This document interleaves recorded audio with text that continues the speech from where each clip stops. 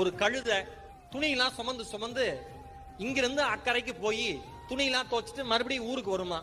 அந்த கழுத ஒரு நாள் தவறுதலா ஒரு பழைய ஒரு தண்ணி இல்லாத கிணத்துக்குள்ள விழுந்துருச்சான். கத்துன்னு கத்திருக்கு. அந்த ஓனர் பார்த்திருக்காரு, இந்த கழுதையை தூக்க முடியாது, வேஸ்ட், சாவடிச்சிடலாம் அப்படின்ட்டு மண்ணை எடுத்து மூடி நம்ம மரியாதையாவது பண்ணுவோம். 10 வருஷம் அந்த கழுது நமக்காக உழைச்சிருக்கு அப்படின்ட்டு அந்த மனுஷன் என்ன பண்ணிருக்கான், அவன் குடும்பத்தோட சேர்ந்து மண் எடுத்து அள்ளி மேல போட்டிருக்கான்.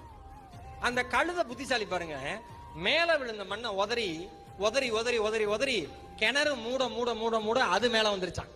கிணறு மூட மூட மூட அது மேல வந்துருச்சு. அதே மாதிரிதான் உங்கள் மீது பிறர் செய்கிற விமர்சனங்களும். யாராவது அவமானம் என்கிற விமர்சனத்தை, அசிங்கம் என்கிற விமர்சனத்தை, நீ வாழ்க்கையில முன்னேற மாட்டடா அப்படிங்கிற விமர்சனத்தை நீங்கள் அதை உதறி தள்ளிவிட்டு கிணற்றை மூடி மேலே வருகிற ஜீவனாக வாழ்க்கையை வாழ கற்றுக்கொண்டிருக்கின்றால் யாரும் உங்களை வாழ்க்கையில் சாய்க்கவே முடியும்.